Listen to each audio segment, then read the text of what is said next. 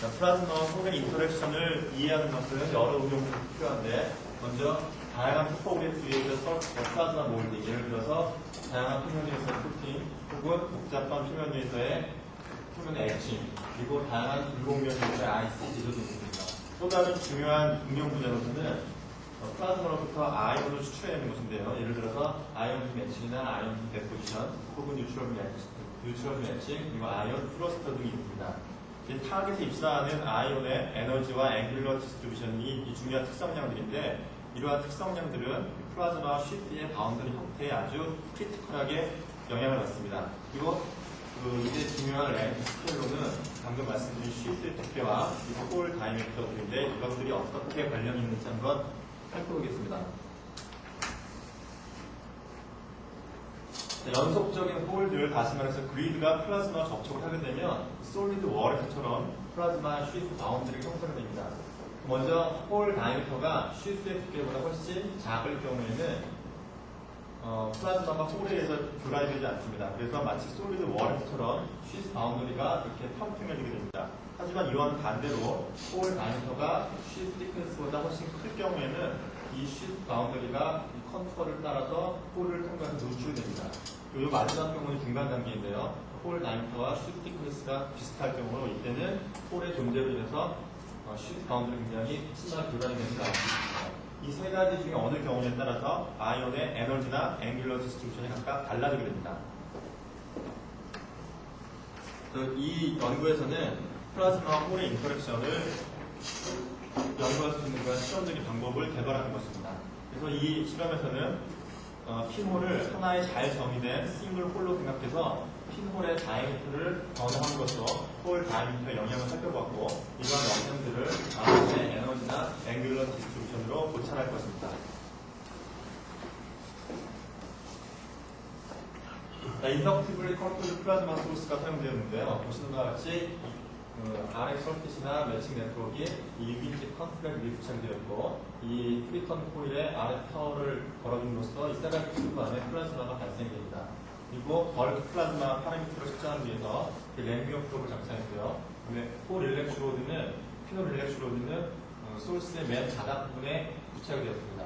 그리고 이 피놀 일렉트로드 뒷부분에 아이온의 에너지나 앵귤러 디스트리뷰션을 측정할 수 있는 아이온 애널라이저가 놓여있게 되는데, 그 모양이 다음과 같이 생겼습니다. 여기 플라즈마 앱을 방금 보신 분 중에서 맨 마지막이요. 그 다음에 피놀 일렉트로드가 있고, 그 뒤에 아이온 애널라이저가 놓여있습니다. 본 연구에서는 소위 말해서 그리디드 리타딩 필드 아이온 애널라이저라는 걸 사용했는데, 아이온 애널라이저는 3개의 스크린과 그다음에 11개의 컬렉팅 일렉트로드로 구성이 되어 있습니다. 이 모든 스크린과 일렉트로드는 중심이 핀홀에 있는 그런 반구의 일부분입니다. 먼저 첫 번째 스크린은 핀홀 일렉트로드와 같은 포텐트를 유지시키는 데 여기서 그라운드입니다. 이렇게 함으로써 핀홀과 그다음에 컬렉팅 일렉트로드 사이에 필드 프리즈를 힘내서 아이온이 홀을 통과한 후에도 아이온의 패드를 유지시켜줄 수가 있습니다. 그다음에 이 세 번째 그리드는 마이너스 한 90V 정도의 바이어스를 걸어줌으로써 플라즈마로서 나오는 일렉트론을 방출시키고, 그 다음에 컬렉팅 일렉트로드에서 방출되는 세컨더리 일렉트론을 다시 방출시킵니다. 먼저 아이온 에너지 디스트리뷰션을 측정하기 위해서는 미들 스크린의 포텐셜을 0부터 한 파지티브 볼테이지로 램핑을 해줍니다. 이렇게 함으로써 미들 스크린의 포텐셜보다 큰 에너지를 갖는 아이온들만 스크린을 통과해서 컬렉팅 일렉트로드의 디텍트가 됩니다. 그래서 이 아이온 커런트를 미들 스크린 포텐셜로 한번 미분을 해줌으로써 아이온 에너지의 디스트리뷰션을 얻을 수가 있습니다.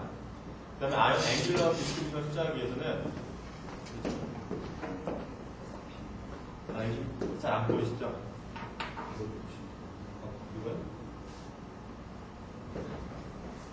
아이온 앵귤러 디스트리뷰션을 측정하기 위해서는 이 미들 스크린 포텐셜을 0V로 놓아서 모든 아이온들이 스크린을 통과해서 컬렉팅 일렉트로드에 도달할 수 있게 만듭니다. 그래서 아이온들이 입사하는 각도에 따라서 이 컬렉팅 일렉트로드 중에 하나에 도달을 될 것이고, 그래서 각각의 일렉트로드에서 아이온 커런트를 측정함으로써 아이온의 앵귤러 디스트리뷰션을 측정할 수가 있습니다.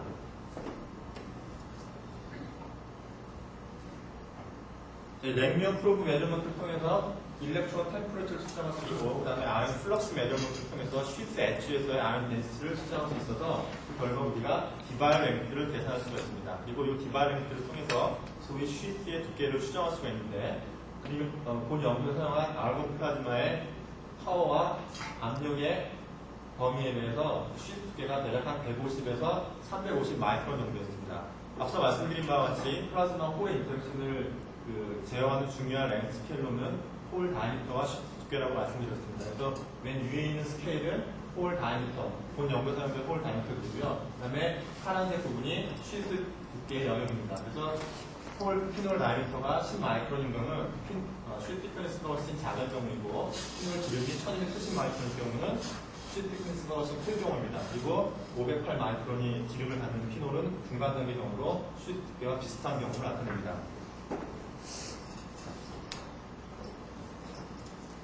자, 이 그림은 지름이 10마이크론이 피놀을 통과하는 그런 아이온의 에너지 디스트리뷰션을 아르곤 플라즈마에서 파워의 함수가 나타낸 것입니다. 자, 이 경우는 피놀 다이미터가 쉬스 두께보다 훨씬 작은 경우로서 앞서 말씀드린 것 같이 쉬스 바운드리 되게 평평합니다. 이 경우에는 아르곤 플라즈마의 경우 이렇게 더블 픽을 나타내는데, 이 아이온 에너지 디스트리뷰션의 모양을 결정하는 이 중요한 팩터로는 아이온 퓨전지 타임의 프리퀀시를 곱해주는 값입니다. 여기 그림에서 보시는 것 같이 이 커브는 쉬스의 웨이브폼인데요. 아이온 퓨전지 타임이라는 것은 아이온이 쉬스를 통과하는 데 걸리는 시간입니다. 아이온이 쉬스를 통과하면서 쉬스의 일렉트릭 필드에서 에너지를 얻게 됩니다. 먼저 아이온 퓨전지 타임이 RF 퓨어리보다 훨씬 짧은 경우, 다시 말해서 타워 오메가 곱이 1보다 훨씬 작을 경우에는 아이온의 에너지가 쉬스를 통과할 때 RF 사이클의 페이지에 의존을 하게 됩니다. 그래서 맥시멈 혹은 미니멈 쉬스 포텐셜을 통과할 때에 아이온이 맥시멈 혹은 미니멈 아이온 에너지를 갖게 됩니다. 그래서 아이온 에너지 디스트리뷰션이 더블 픽을 나타내게 되고요. 이거는 반대로 아이온 퓨전 타임이 RF 퓨어리보다 훨씬 길 경우, 다시 말해서 타워 오메가 곱이 1보다 훨씬 클 경우에는 아이온이 쉬스를 통과하면서 여러분의 RF 사이클, 쉬스 사이클이 일어나면서 아이온이 결국 에버리지 쉬스 포텐셜의 값을 갖고 쉬스를 통과해서 아이온 에너지 디스트리뷰션이 싱글 픽을 갖게 됩니다. 본 연구에서 보시는 바와 같이 이러한 압력과 그리고 파워의 범위 내에서 더블 픽을 갖게 되었으므로 이는 아이온 에너지가 모듈레이션 되었음을 알 수 있습니다. 그런데 피놀의 지름이 쉬스의 두께보다 훨씬 클 경우에는 조금 다른 현상이 나타납니다. 그림에서 보시는 바와 같이 이거는 이때는 피놀 지름이 쉬스 두께보다 훨씬 클 경우인데요. 이 경우에는 플라즈마 홀을 통과해서 이제 누출이 됩니다. 이럴 때는 아이온이 이 핀홀과 플라즈마 사이에 있는 이 쉬스의 영향을 받지 않고 바로 누출이 되기 때문에 결국 에버리지 쉬스 포텐셜을 갖고 콜렉팅 일렉트로에 도달을 해서 그림에서 보시는 것과 같이 모든 영역에서 다 싱글 픽을 갖고 싱글 픽을 보입니다. 에너지 디스트리뷰션은. 또 요구하는 중간 단계로 이제 피놀 다이미터가 508 마이크론인 경우, 다시 말해서 피놀 다이미터가 쉬스와 비슷할 경우에는 이 쉬스 바운더리가 피놀 내부에 있기 때문에 포텐셜 디스트리뷰션이 상당히 교란이 됩니다.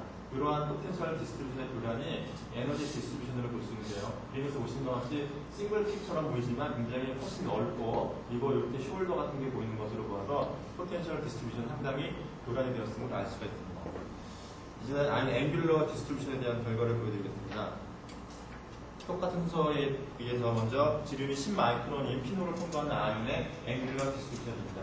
다시 말씀드리지만 이 경우에는 피놀 다이미터가 쉬스 두께가 훨씬 작아서 쉬스 바운더리가 평평합니다. 다른 문헌들에 의하면 플라즈마가 홀에 의해서 교란이 되지 않을 때 이 경우인데요. 이 경우에는 앵귤러 디스트리뷰션이 보통 가우시안 형태를 나타낸다고 합니다. 본 연구에서도 서피스 노말에 픽이 있는 그런 가우시안 형태를 보이고 있습니다.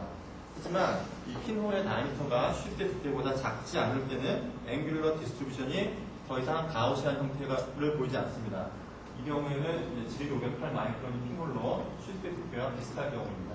자, 이 경우에는 먼저 파워가 증가할수록 아이온 앵귤러 디스트리뷰션이 조금씩 더 아이소트로픽한 경우를 나타냅니다.